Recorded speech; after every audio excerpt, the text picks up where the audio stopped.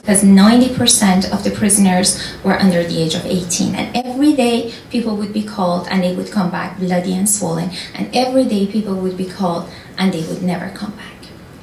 So basically we lived in a place between life and death, and a part of me is still there.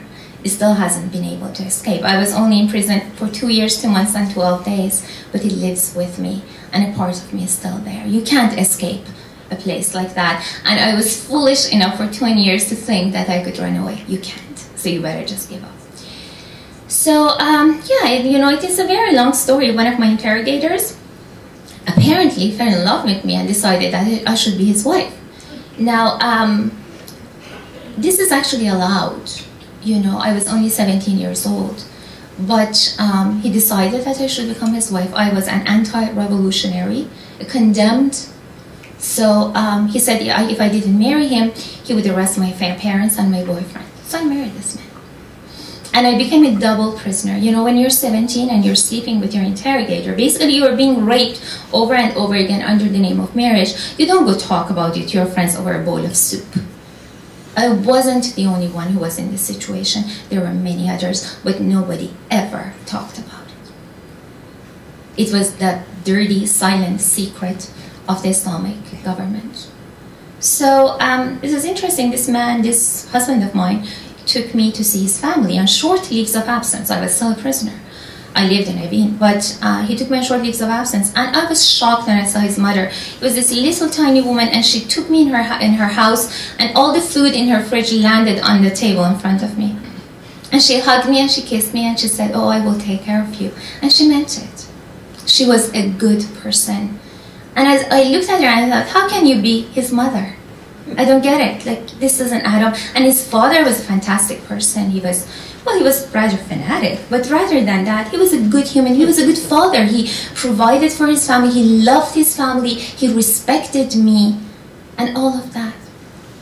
It didn't add up. It really didn't. And then his mother told me that he, my husband, had been a prisoner during the time of the Shah for 3 years, and he had been tortured.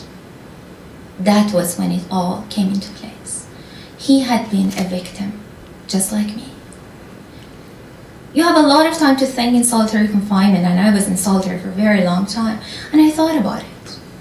If he was a victim, it means a victim can potentially one day become a torturer.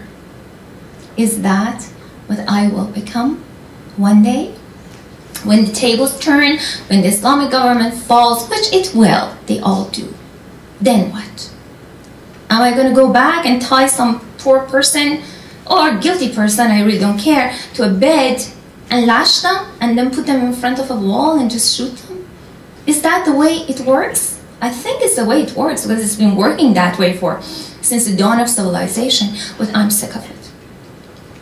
And I decided I didn't want it. My interrogator husband was assassinated 15 months after our marriage, and his family fought to get my release. The prosecutor of Tehran wanted to marry me off to another guard. His family said no.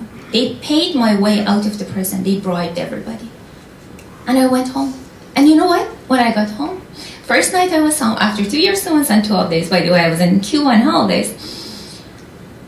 I sat at the dinner table with my parents, and they talked about the weather. Yeah, the weather. I know what was happening. I wasn't ready to talk about the torture and the nightmare. But it would have been nice if somebody said, when you're ready, we are here to listen. It never came. Because in general, people have a habit to sweep things under the rug. If you pretend it's not there, you don't have to deal with it. It's going to go away, right? Wrong. It's going to come back and it's going to get you. And it's going to get you really, really bad. Why do you think it's so bad in the world today? Because we have been sweeping things under the rug. Because our response to every question is violence. Let's just shoot people. Let's just torture people. It doesn't help. So thank you so much for your time. I'm just, I basically just scratched the surface. I can literally talk for 2 hours. So if you're interested, you can read my book, and my second book will be out in fall. It's about my life in Canada and the recovery process and my family and all the madness surrounding it. and it's called After Tehran. It will be published here by Penguin Canada in fall 2010. Thank you so much for your time.